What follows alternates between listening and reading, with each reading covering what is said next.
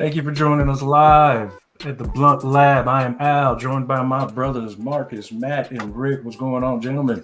Fight the power, motherfucker! What's up, gang? Yes. You know, those are some good clips of those old episodes. I enjoyed seeing that. Let's go ahead and jump right into it, man. Apparently, motherfuckers haven't watched movies like Terminator, Iron Robot. I was supposed to say hey, wow. Because I mean, like, fuck, man. I mean, isn't like Wally like that, where it's like robots, like humanity's extinct, and it's just him. Well, the Revelations tells us that the devil has to tell you what's up. If the devil don't tell you what's up, it ain't the devil. Straight up. Let's take a look at this first clip. It isn't too long of a clip, but like fuck, man. These motherfuckers. This shit is just fucking. Something that anyone could own. Yeah. Nah. So you can have your own personal RTD. The new Cybercab. Cybercab looks amazing. I know. I'm trying to get a ride. Look at this thing, man. And Elon. He's a techno king. Wow. Optimus can talk? Yeah. And there's clips of this thing dancing too. Yeah. Oh, look at that, fixing a drink.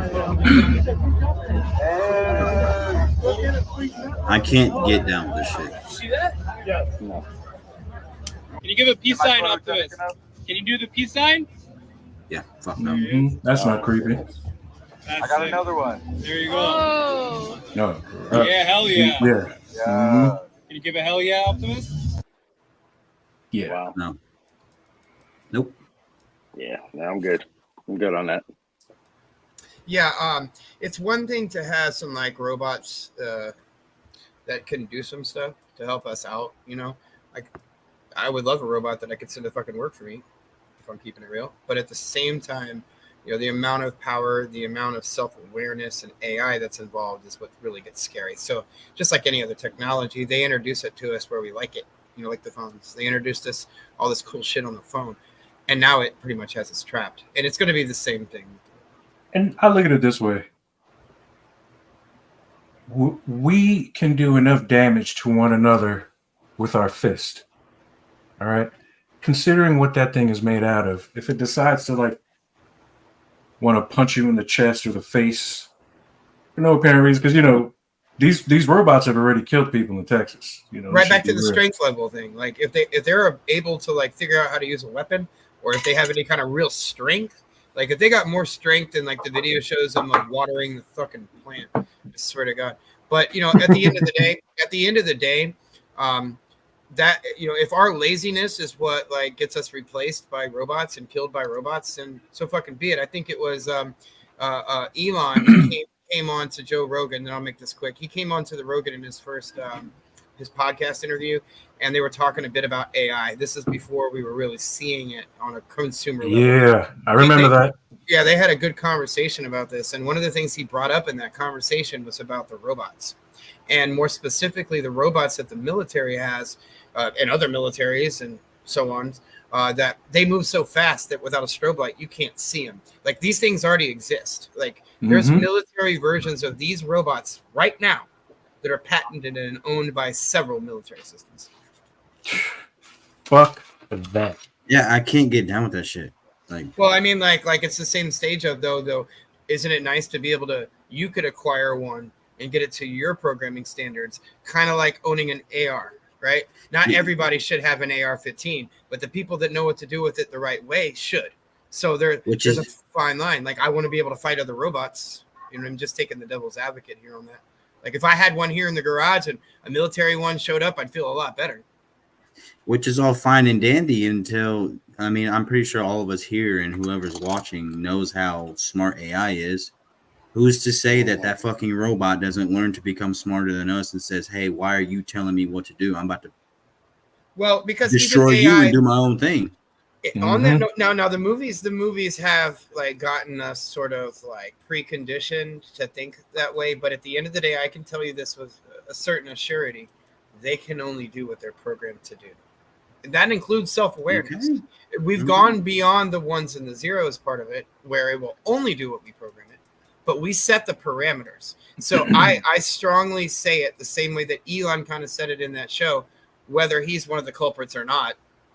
He said it this way, or let me sort of paraphrase. It's not the AI or the robot that's the issue. It's us and us using it against each other. It's always us. Mm-hmm. Right. When we start to use that technology against each other, that's when it actually becomes the problem. And that's why we got to watch out for it. That's why he went to Obama and all these different people to fight legislation on AI to say, hey, slow down. You know, it took us 10 years to get It took us 10 years of fighting in court with every major auto manufacturer to get seatbelts to be mandatory put into the car. Like for 10 years, they fought it. You know how many millions of people died in that time because they didn't have a seatbelt in the car? Mm-hmm.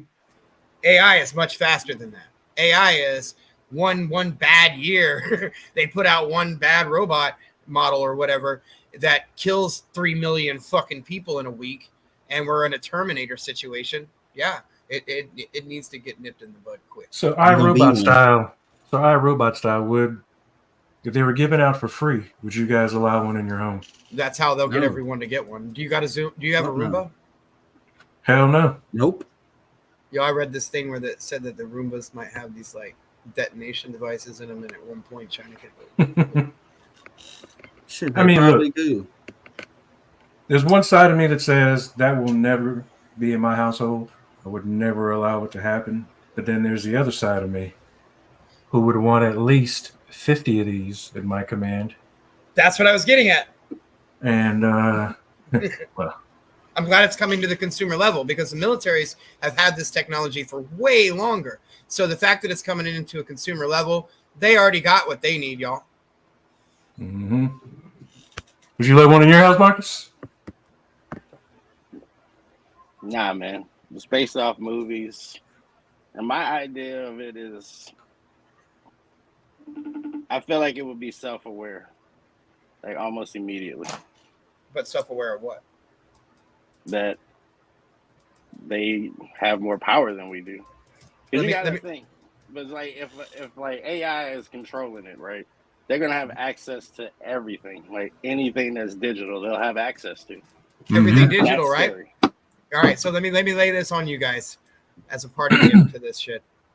So if the machines are actually the ones controlling it, and AI is basically like programming us right now and getting us rolling, don't you think it's possible that they're responsible for the movies that showed us what AI and the machines would do, so they could do something totally different?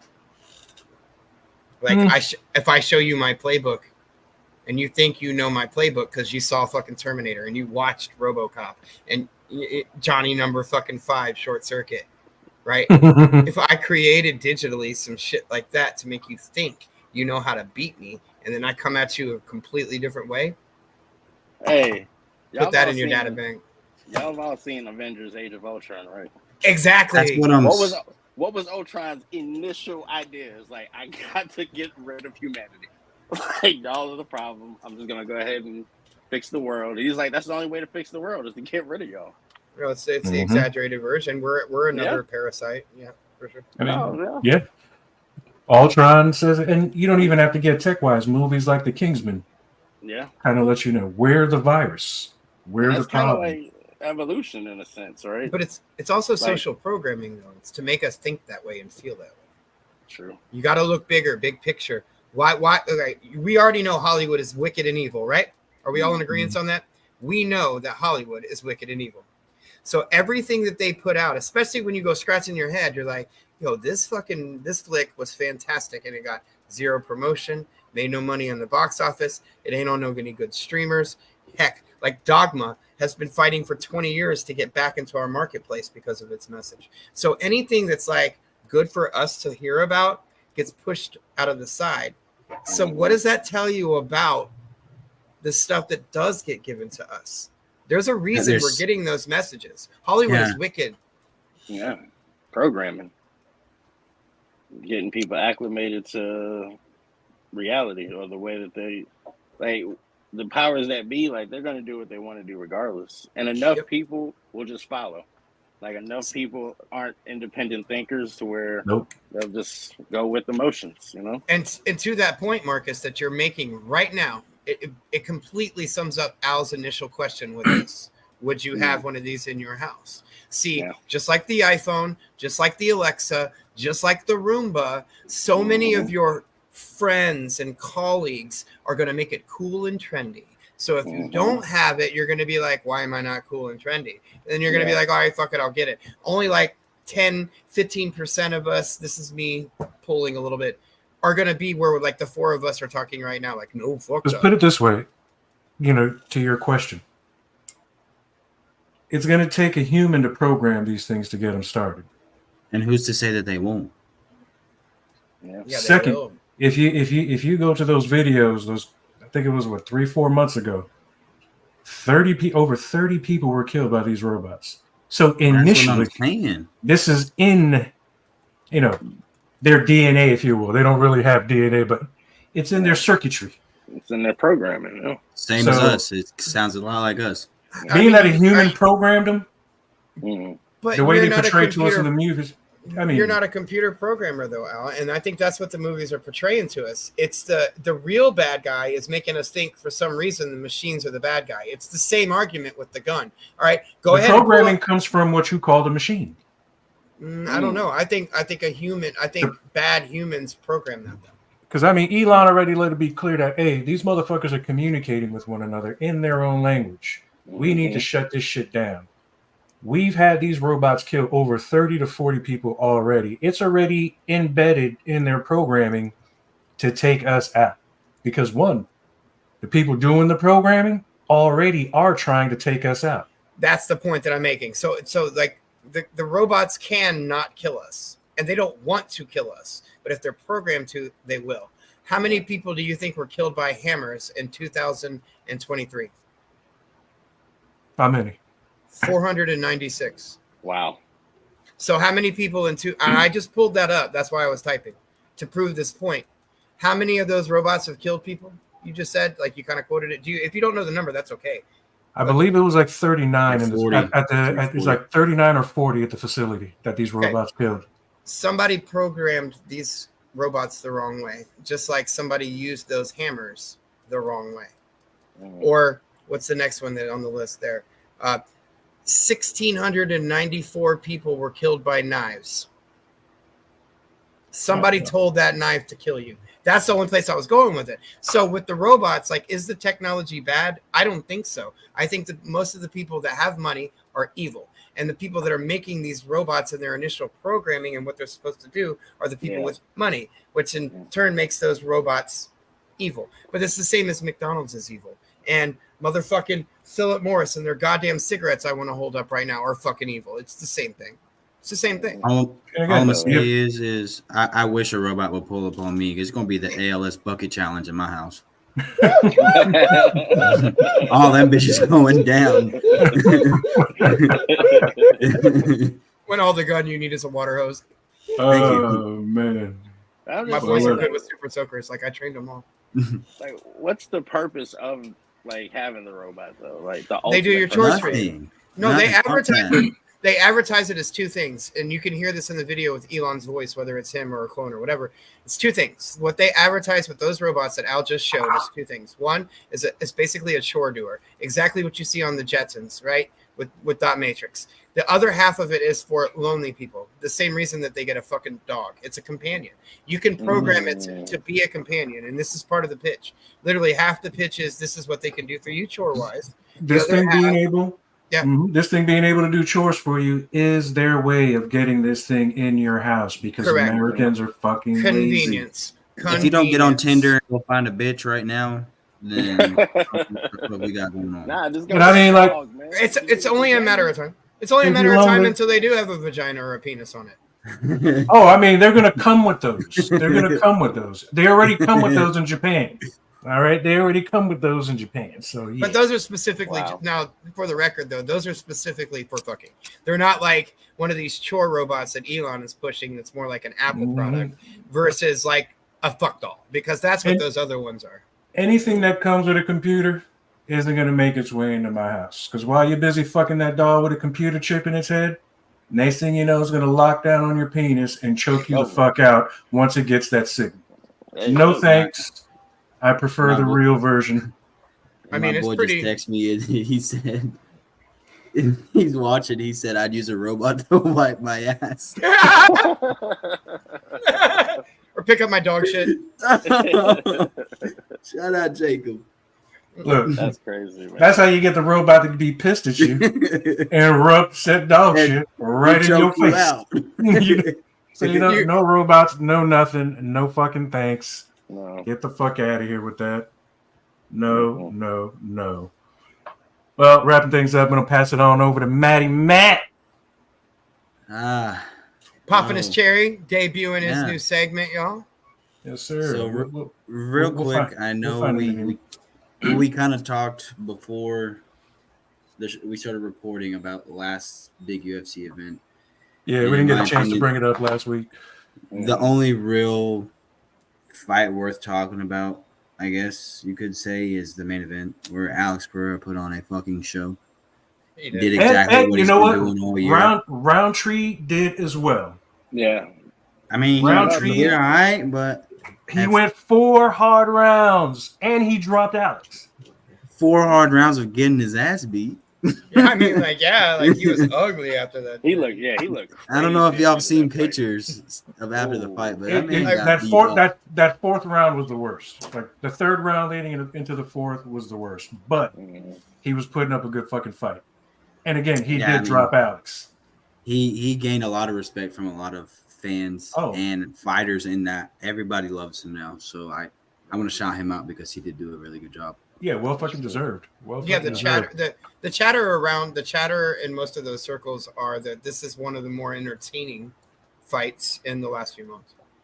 Alex said He said that's the hardest fight I've had since he got into the UFC. Mm-hmm. Now, before I know you're gonna bring up a future UFC, but this past UFC that just went down, surprisingly, a lot of those fights are pretty good, even though some of the names weren't. But the main event, that fight in particular, oh shit, hold on, what is his name? Was this a fight night? What's that? Was it a fight night? It was a fight night. Okay. No, it was Brandon Roval and yes, and this Asian fella. Mm-hmm. The Asian fella was undefeated. Yep. Now that fight was great. As far as like a grappling clinic, that fight was awesome. Majority of the time, though, and I even said it in the group chat that we have, those cards are always the best ones.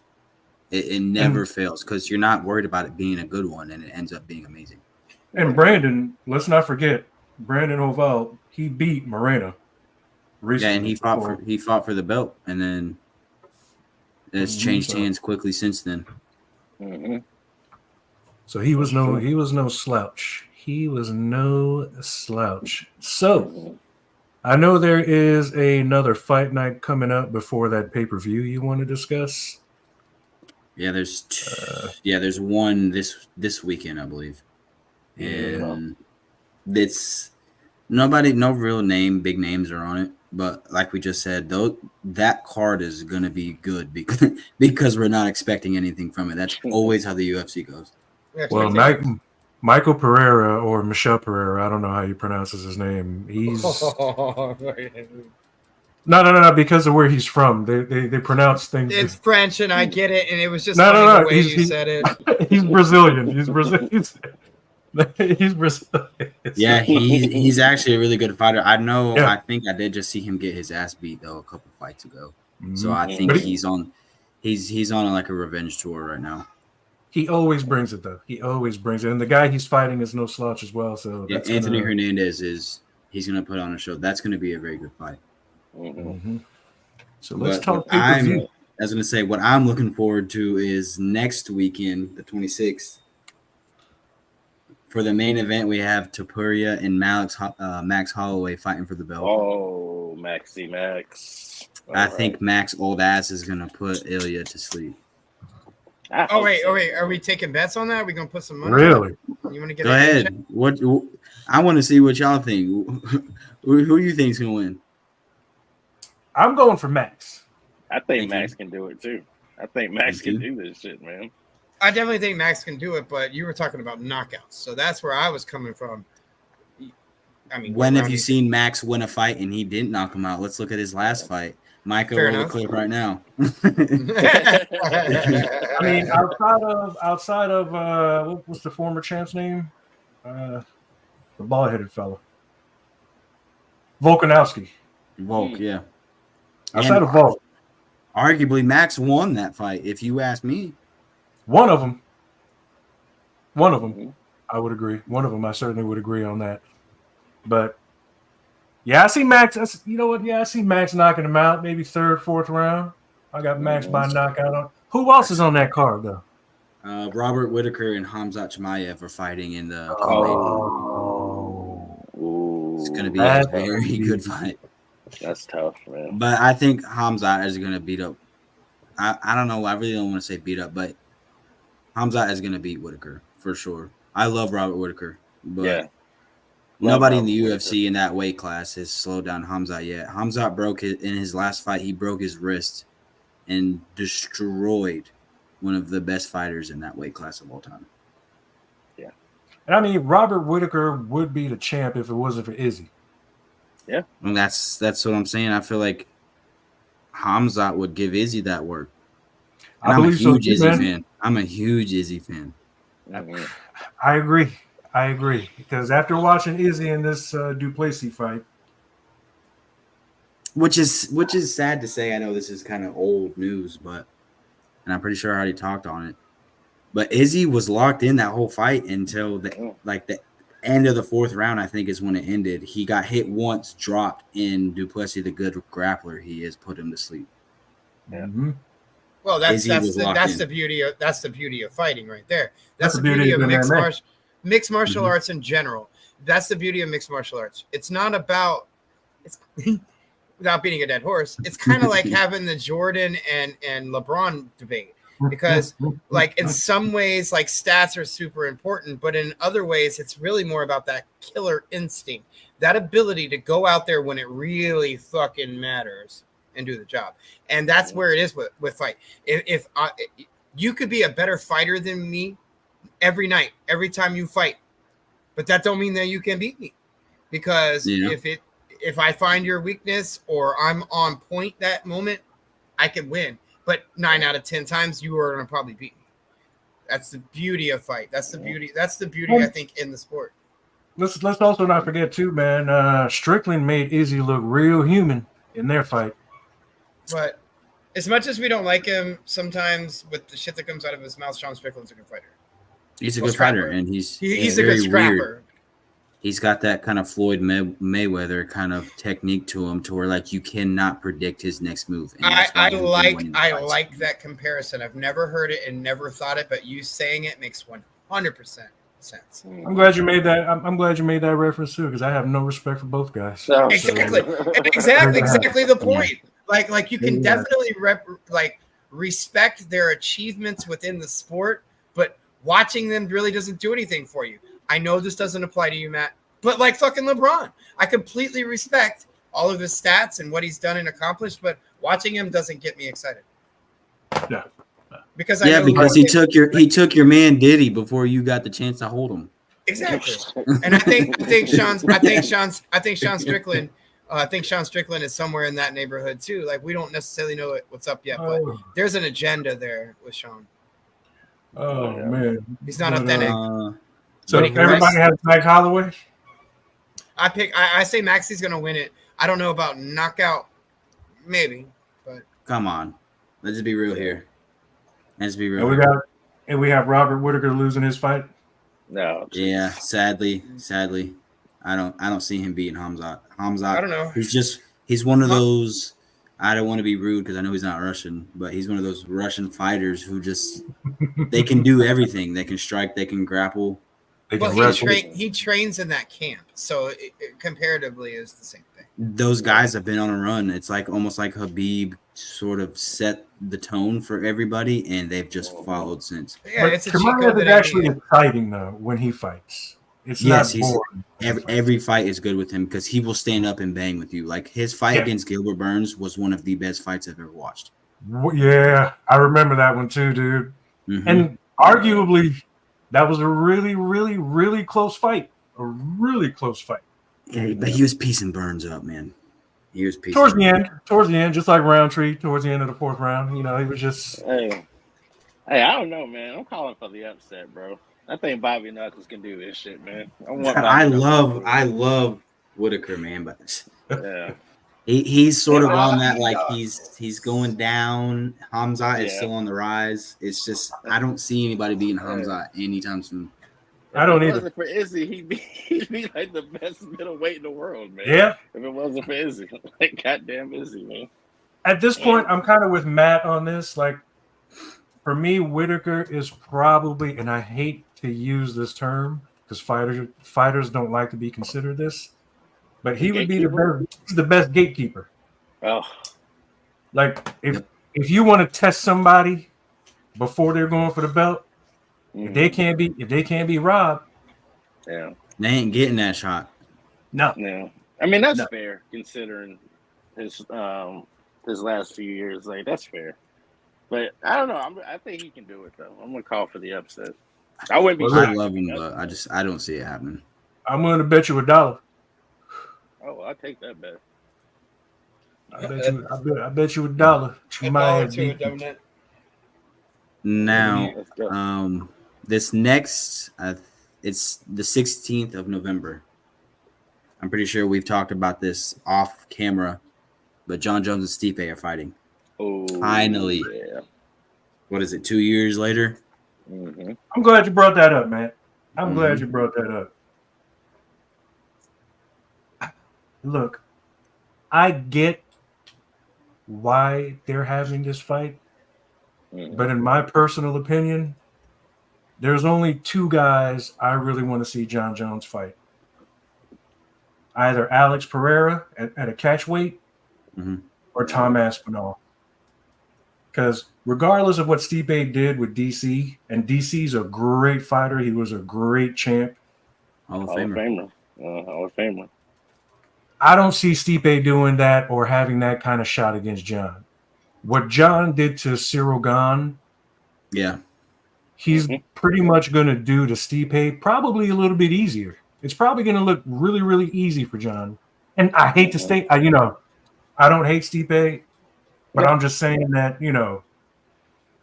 Alex Pereira is, who really wants to see this fight? What, because Stipe is a Hall of Famer? But it's a legacy fight, though. That's the thing. That's my other point. That and the fact that, I mean, at the end of the day, as good of a fight as a John Jones and Alex Pereira would sell, John Jones is what, 35? I know Alex is a little bit older too, but Alex is just stepping up into it. He's becoming himself. John Jones is falling off at this point. I know he's in my opinion the greatest UFC fighter of all time ever. I have to say he's the GOAT right now. I seen what I was just gonna say real quick was I seen a meme going around in the last couple of days. It's like a picture of John Jones and the AI aged him, and he's still got the belt on him.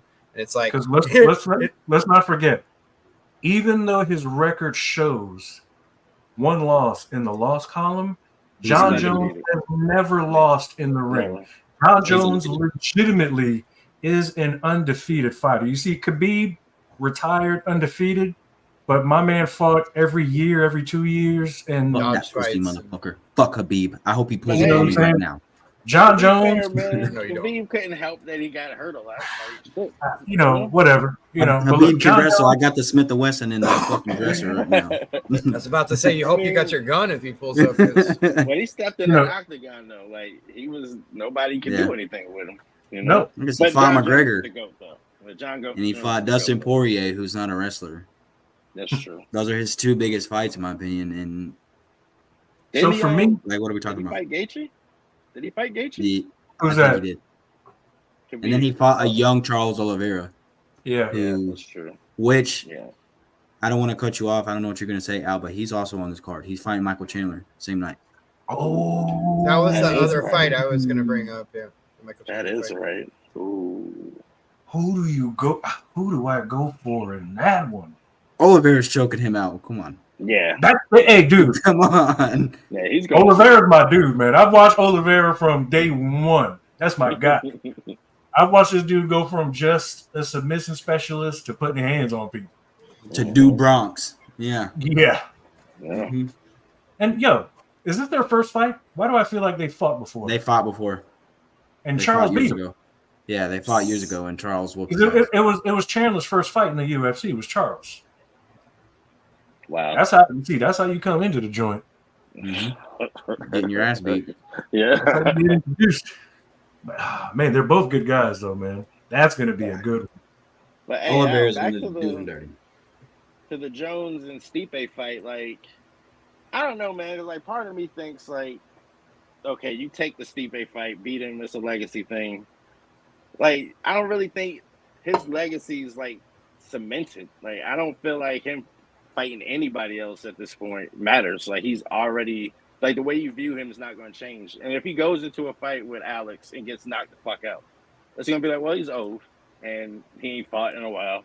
You know what I mean? Like, there'll be built-in excuses for it. So it's like, why not just take the Stipe fight, take him out? I don't even want to see him fight Aspinall, to be fair. Like, nothing Well, against that's- Aspinall. That's the scheduled fight. Is whoever wins this is supposed to fight Aspinall sometime next year, and that will be the quote unquote real heavyweight champ.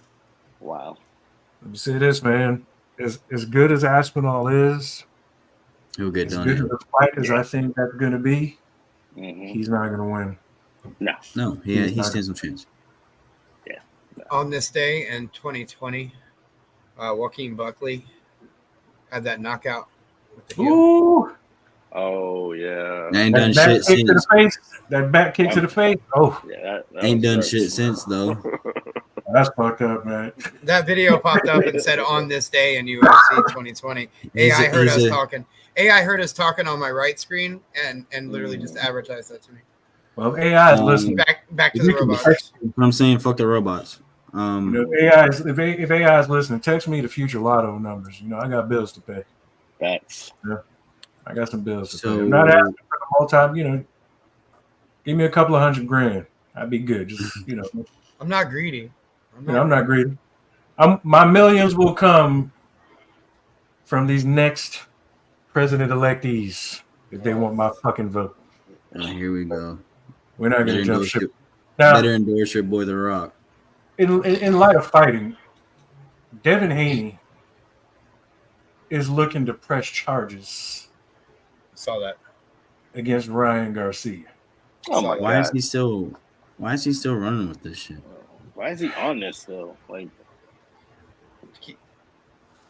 Look, Ryan I know looks Devin ready Haney, for I know Devin Haney and his dad are, part of the handful of fans we have on this show. Devin, you're a fucking bum. This is the weakest thing I've ever seen anybody do. And you knew going into the fight before you stepped into the ring that Ryan was a little heavy. mm-hmm, You knew going into the fight that Ryan liked to party. So mm-hmm. I'm not going to deny the fact that Ryan Garcia was probably on cocaine and drunk when he whooped your ass. You should be ashamed that you got beat by a drunk. He got exposed, man. Wow, I'll drink a bottle of a Canadian and whoop your ass. What you mean? That's such a hard conversation though, because it's been proved that he was on PEDs. So like this argument that John Jones shouldn't be who he is and beloved the way he is because he was tested positive for PEDs however many times. John Jones. There's got to be. I don't know how much PED cocaine is. Why not? As far as I know, it's been like 3 or 4 It's times. not a where he, quote, PED, unquote, but got it is caught with it. There's a difference between PED and banned substance out. You understand? So, like, you know how marijuana is not a PED, but it was on the banned substance for a long time in all the leagues, and slowly but surely, all the leagues have dropped it from its banned substance over the last few years. In fact, they got very specific about it with the NBA because the NBA, you know what I mean? Like, yeah, the NFL has a drug problem. obviously fighting has its own kind of drug problem. But whatever it is with the NBA and the lifestyle there and the persona and all that, they're all fucking meatheads. So there was starting to be an issue when you got your big dogs like getting threatened by suspensions and not being able to play, and it's not making you better in the way that steroids do, but maybe it does make them focus better. Maybe it does make them not hurt. So is it a performance enhancing drug, a PED? Okay. But that's not really what it was classified as, even cocaine. Like we joked about it, but really more specifically, it's not necessarily performance enhancing, but it's on the banned substance list. So it disqualifies you. It's just in the same way. You have to look at that though, out and rest of you and it listening and so on, in the same way that you look at a man who takes drugs to make himself a woman and then competes in women's sports. So the same way that makes you feel is kind of how you have to look at it with things like cocaine and steroids and other performance enhancing drugs. Now, should the other person be able to like sue over it? That's fucking ridiculous. Like you said, that's a pussy move. You know what I mean? Like, does he have a case? Okay, but it's still a pussy Devin move. Haney, you a bitch. Yeah, like Matt said and Al said, Devin Haney, you a bitch. I'm saying, man, what's why isn't he just going to fight somebody? Like, Yep, why take isn't an he L and move fight on, somebody? bud. Because Garcia lives rent free. What do you mean? Lives rent free. He's getting publicity without having to fight. Because if I'm not mistaken, they gave him his O back, so he doesn't have the L on his record. If I'm not mistaken, That's We correct. saw it though. We all saw it. After getting whooped, I was gonna say I watched it. He was getting dropped 5 times. The refs holding him up. The ref held him up the whole nine. That's why I think it's political, and that's why this is getting played out to answer that question. The reason it's still a topic, simply because it's being used as a political play or a move into getting, any press is good press. what else you got for us, Matty Matt? There's one more fight night before the last main event of the year, and it's Gridiron and Figueroa, Figueroa. Oh, And my girl Tabitha Ricci, thick ass, is fighting one more time this year. Why are you trying to get us all in trouble, Matt? You know we all got girls. I ain't getting nobody in trouble. All you gotta do, type her name in, and you gonna see what picture I'm talking about. All right, Angel Reese. All right, Angel Reese. Other than that, I mean, that card is kind of a no name, probably going to be a good card regardless. But then we have UFC 310, December 7th. I believe this is the last pay-per-view of the year. We have Shavkat Rakhmonov. I think that's how you say his name. close. Versus Bilal Muhammad. French Montana will be choked out in the first round. And I promise you that. He does look like French. He looks like a cross between French Montana and DJ Khaled. They're like they had a baby and they probably have fucked. So same with Braun and Diddy. So let's according to the pictures. According to the pictures, you know. And then maybe Diddy's a woman. Probably is. I mean, at this point. Pantoja's defending his belt. I don't want to disrespect this fighter, but I have no idea who he is or how to say his name. Never seen him before. But then we also have Cyril Gane and Alexander Volkov going at it in the heavyweight, which I think will be a very good fight.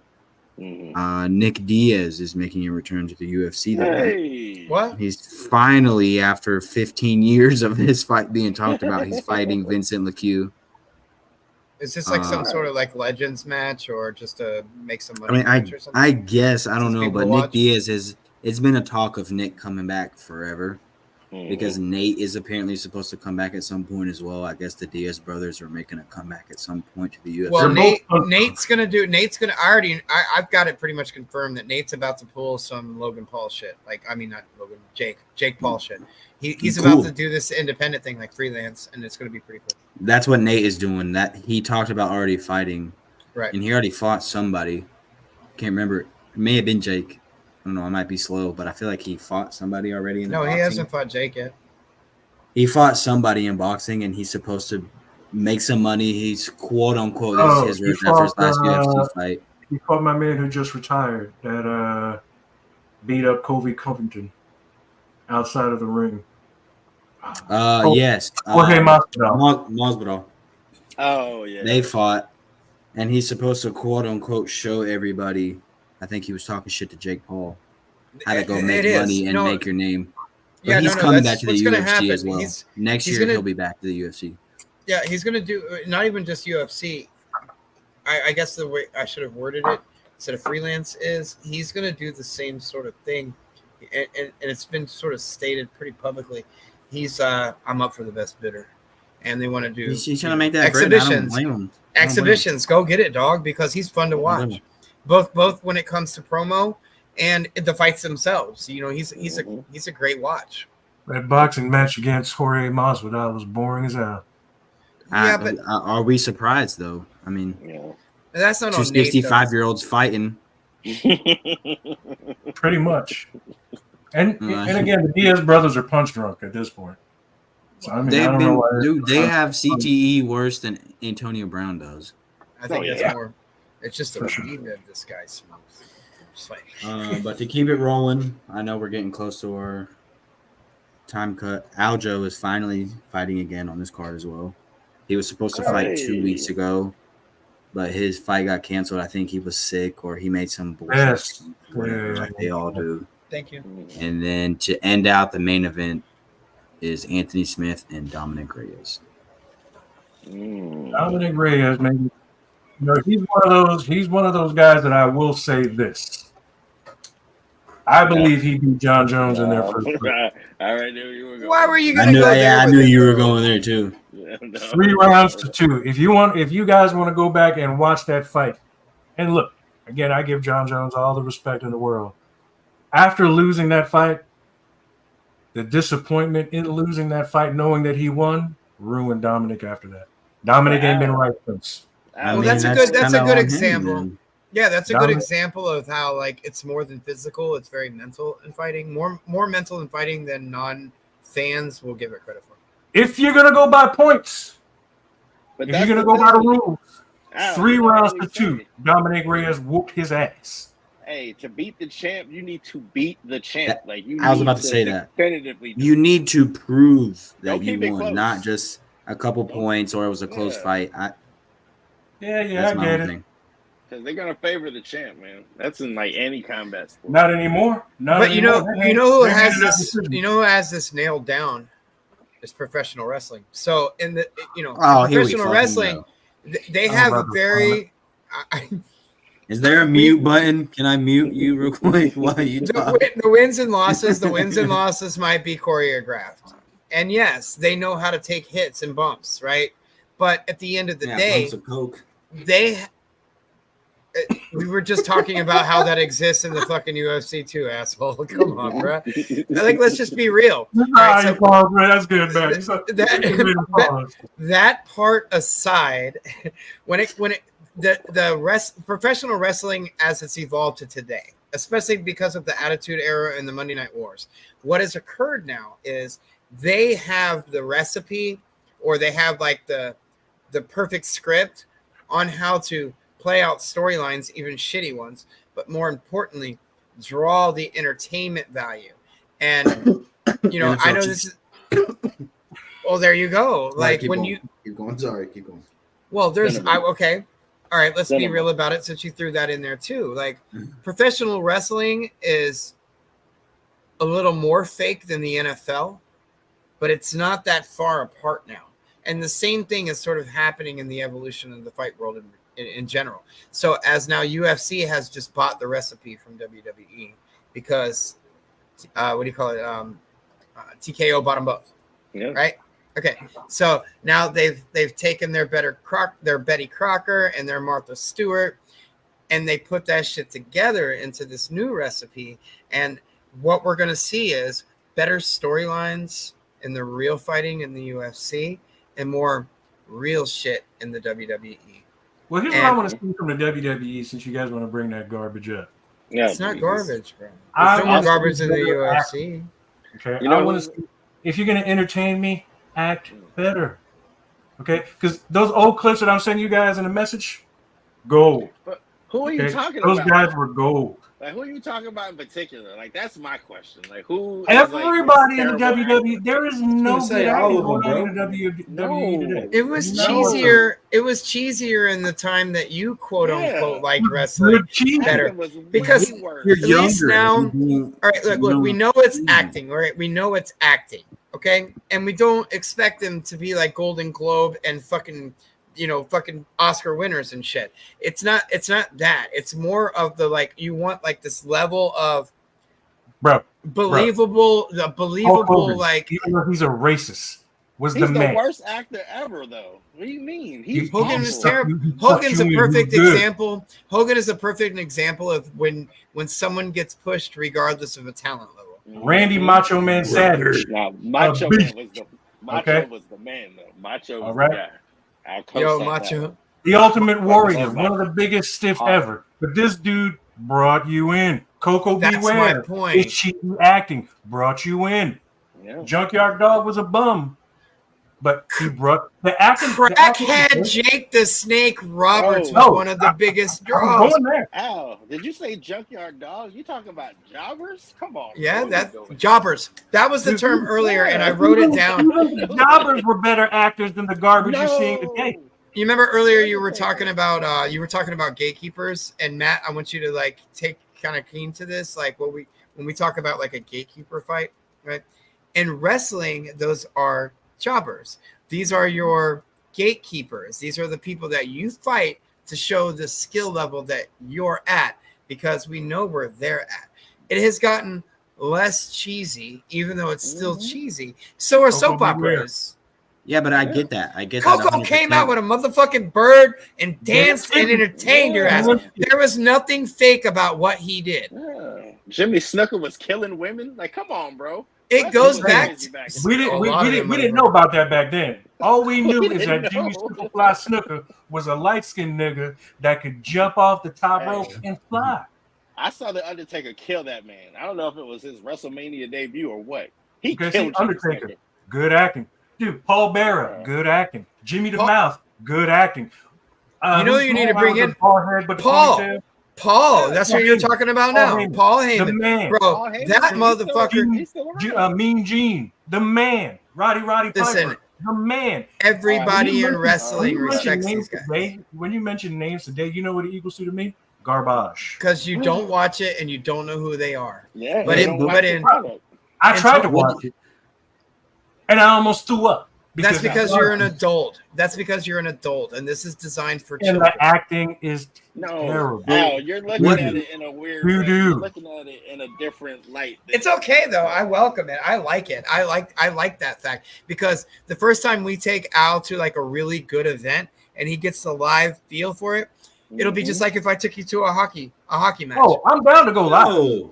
That's what I'm talking about. Just for the ambiance, I'm down to go to a live event. We can do that. Fuck yeah, bro! That shit is so much fun, and it's not about who wins or loses. It's about the storyline. You know what I mean? Like that's the thing. I'm not watching this for the story. I'm trying to. What do you really gain out of the WWE? Because for me, and I know not everybody is the same, but when I am sitting down, I got 2 or 3 boys with me. We've cracked a couple beers. We've had a good dinner. And we're watching the UFC, and we're watching somebody get the shit beat out of them. And we're standing up, we're screaming, we're saying, fuck yes. How do you get that same feeling from the WWE?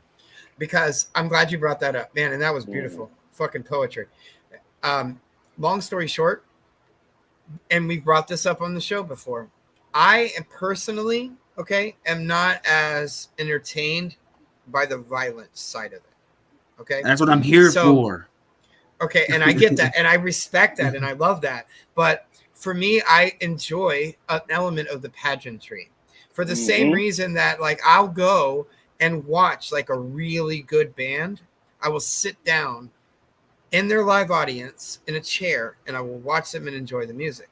But when I go to a festival, I don't care about how good their music is. And the reason that I'm using this comparison is I'm there for the environment and just the impact of the storyline of what's going on and how much it feeds this sort of synergy thing. And that's a personal thing for me because group energy to me is something that you cannot fabricate, right? It's really easy to like fake and fabricate a lot of things, but group energy you cannot.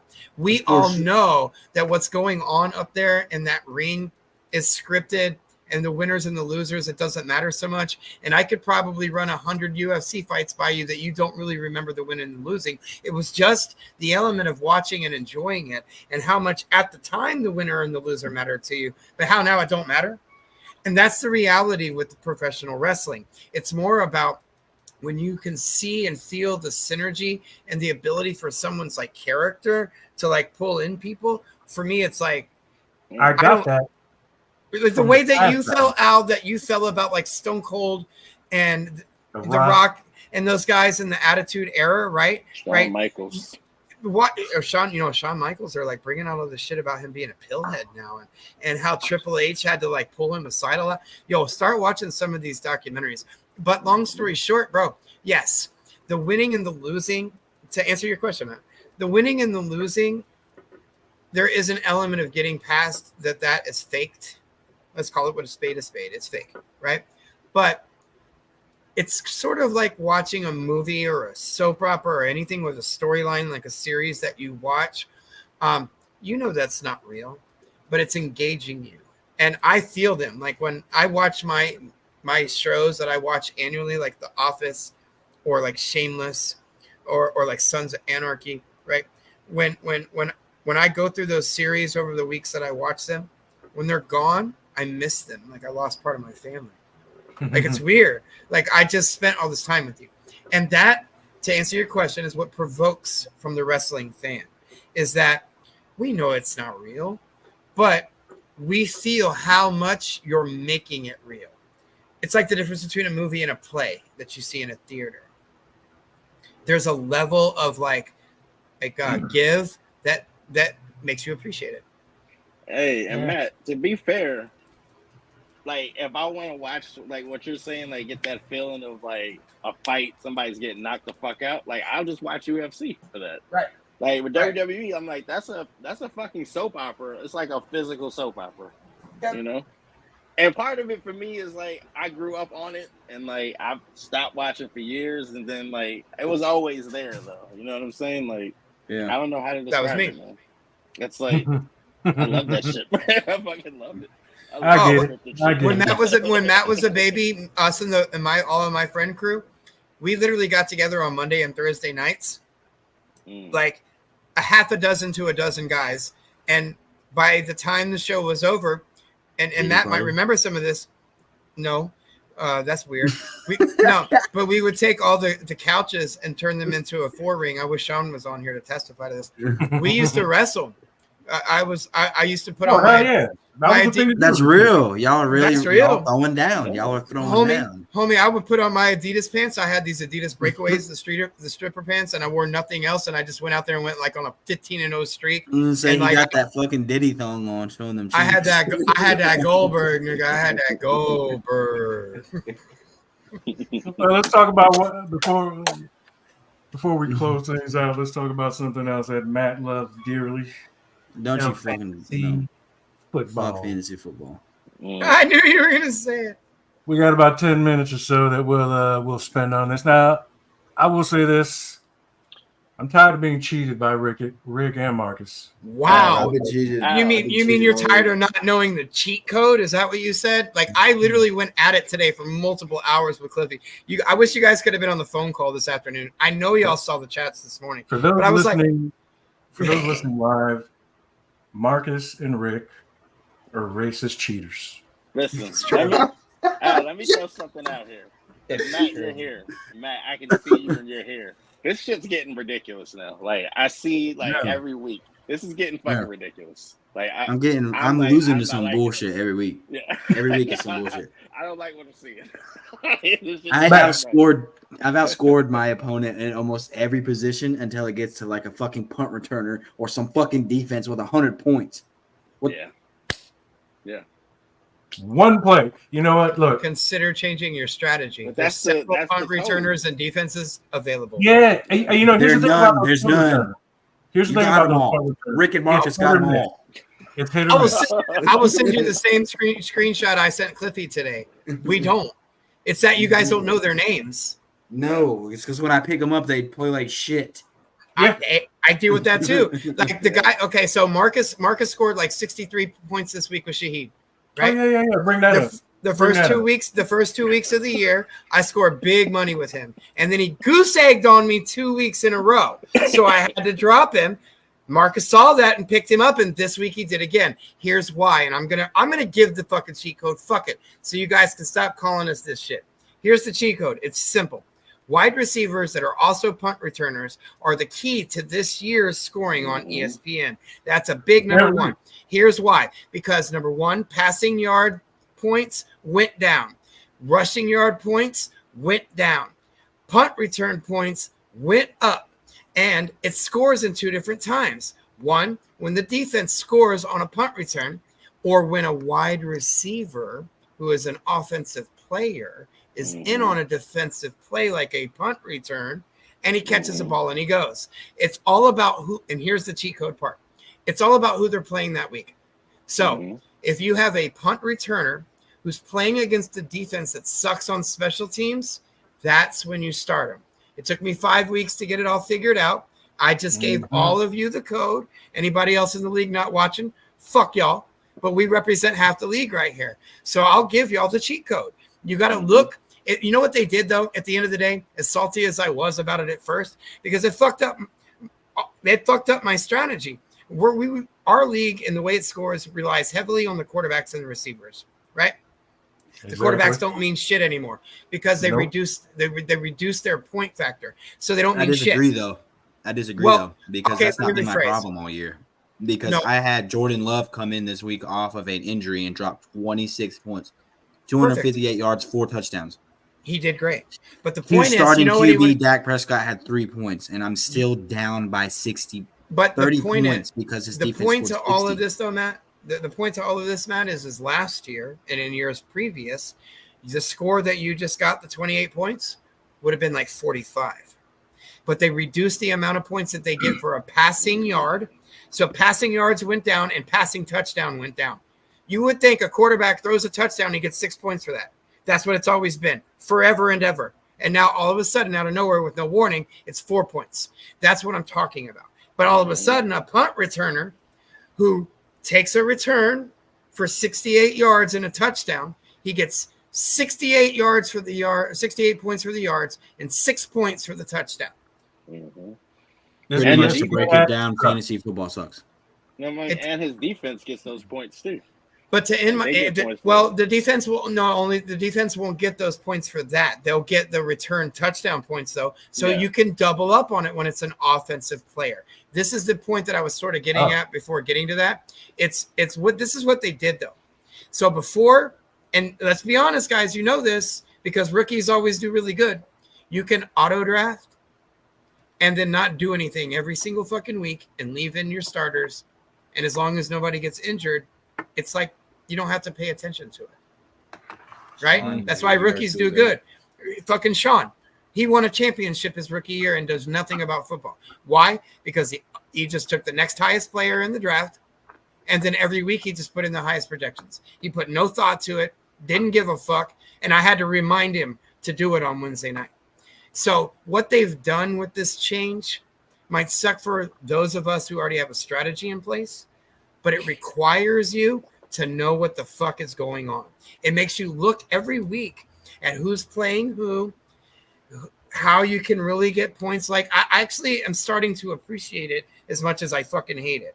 But at the same time, I found a little bit of a cheat code. That's why I'm sharing it. But I also am saying we're using fucking Yahoo next year because this is stupid. Yeah, we are. Because I don't appreciate it. Yeah, this is fucking stupid.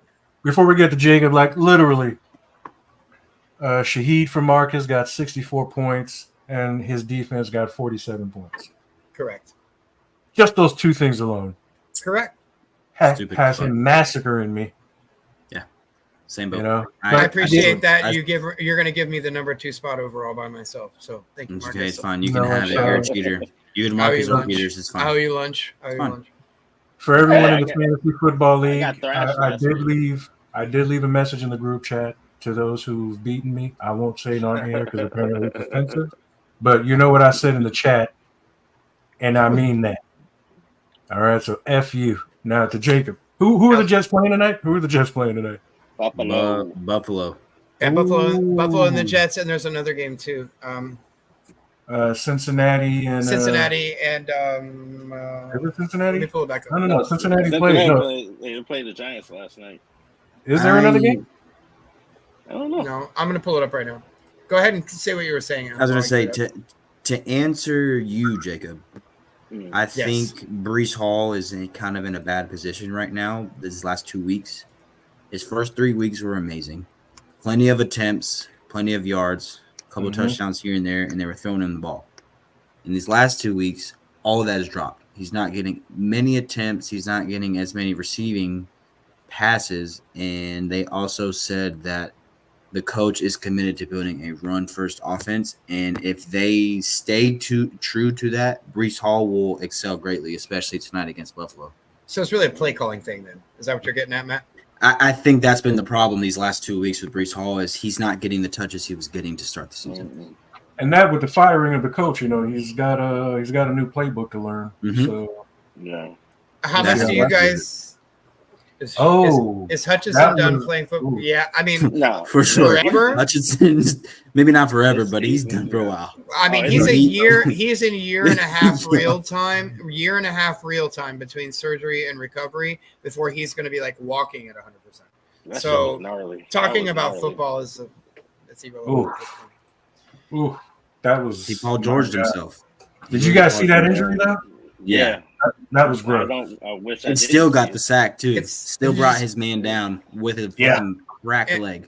In the recording edit, if she'll put in that slow mo that's all over the internet of that break, like don't watch it if you're squeamish because oh my god, look, she's ready. Look, she's already ready. Damn, Micah. This Micah is the MVP, bro. Micah's the MVP. I mean, like, fuck me, man. Oh god. Every time I watch it, I don't know why I still watch it. Paul George popping. And bro, he's hanging like this, and that's half his leg. He's playing like a defensive player of the year. So he was DPOY for sure. He was balling. Oh, that's all. But that's how it goes even with fantasy too. Like I know you're fucking a little bit salty, Matt, but that's part of where like I tell you guys every year, if you turn it more into a week by week game in terms of your players and what your bench is and who your starters are, and like not get too committed, and even in the draft, like the most projected aren't necessarily who you need to take because it's all going to be all in. There's a lot of chance and luck that comes involved, That's like Cliffy getting mad at me. I scored 230 points this week. Cough. So Marcus scored 233, so it's not like I scored the most. But my QB1, my RB1, my WR1, and 2 of my fucking bench guys are all out. IR. Okay, my whole bench is out. That's my point. Like, so, like, you have, like, injuries has to be part of your strategy. You can't go into the season going, well, if I don't get hurt. Like, no, you're going to get hurt. I had a great week this week. I know y'all probably aren't looking right now, but after the show is over, go look at my points this week. I played great. My defense didn't because it was Dallas. Yeah, Dallas got blown the fuck out by the Lions, and you got -6. You got -6 there. New Orleans, which is Q's starting defense, had 51 points dropped on them, and they score 60 points. Like, you don't have those 60 points. I beat Q in almost every matchup besides a wide receiver 1 and a wide receiver 2. You ready? Because they didn't have an offensive wide receiver in on that punt return that went for 56 yards. So they got 6. They got 6 points for 2 interceptions. They had 1 sack. They had 6 punt returns. They got 6 points for a touchdown punt return, right? They got a forced fumble, which is a point, but they got 56 yards on the punt return. So that's why I sent you the screenshot of the Saints thing. this morning. So that's what I'm trying to tell you, dog. Go look at the players. And what I mean by players, and look at what the top 20 projected scores are the defenses. And then it'll start plugging in punt return, wide receivers. And that's what you need to be looking at weekly. Trade them out weekly. I just can't give up anybody I got on my team besides my defense because I have a great team on paper. They all did great. They all did great. All of my players, like this was one of my best weeks besides my defense. The on the paper thing only matters in the draft. Each week it's about the matchup. It's about who they're fucking playing. It's about who they're playing, period. So it requires a little more, and this is what I was getting at. It requires a little more like actual interest in it and actually some skill versus just like, oh, let me do the best thing. Okay. Well, before we close out, I mean, how do you guys feel about Dak Prescott being benched? I'm glad. No. I want Jerry Jones gone. I don't think he got benched, bro. That game was over. Like, ain't no point. Bro, no, he's just not sad. a bad quarterback. Dak is not the problem. No, Dak is not the fucking problem. It's not a good team. But half of their defense is out. They don't let Dak make calls. If they were allowed, maybe he's a bad decision maker. So I'm not putting that. There's a reason. There is a reason. So a guy like Tua, who isn't necessarily the fastest guy, doesn't necessarily have the best arm, got a good release. The reason that Tua is so praised is for his decision making in the moment. So either A, Dak doesn't make good decisions in the heat of the moment, or his play calling offensive coordinator and coach or shit. Or people aren't making catches. People aren't guarding, playing good defense on the O-line. CD's having a great year. Rico Dowdle has stepped up insanely this year as a starting running back. But that's the thing. Half of Dak's interceptions have been the receiver missing the catch and it bouncing to somebody else's hands. And it's the blame is just always thrown on the QB every time. Dak is not in bad because of decision making. But it's just like the fight conversation we were having earlier, right? You could be on paper or regardless really fucking good. But when you get put up against the right opponent at the right time, you can lose even though you won the last 9. And right now, like Dallas from 22 to 23, they were 16-3 and now have lost like 6 of the last 8. Don't quote me, but it's pretty close to that. So from 22 to 23, they went on a fire and then lost in the playoffs like they always do, choke, cough. And then they've been losing like shit the last year and a half. They've also gone 2-1 in the last 3. They're one-dimensional, man. Like, correct. I feel like Dak's not a bad quarterback. But I don't think he's the quarterback that's like, okay, I'm going to put this fucking team on my back.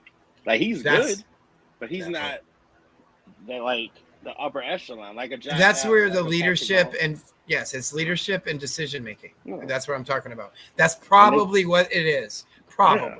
So before I keep the defense honest. Before I close this out, we didn't really get to touch on it, but do you guys think that Aaron Rodgers got solid fired? Absolutely. Well, not Aaron Rodgers necessarily, but I don't think that the locker room had cohesiveness. And I think it was probably one of those things where everybody was kind of unhappy. Obviously, we saw that awkward fucking almost hug between them. But the rejection. I think this was one of those things where they're like, okay, Aaron, we're gonna put the club on your back. You start making decisions. Like LeBron. I think that was the problem right there. For one, they're not going to blame Aaron Rodgers because they honestly can't. He can't. And play.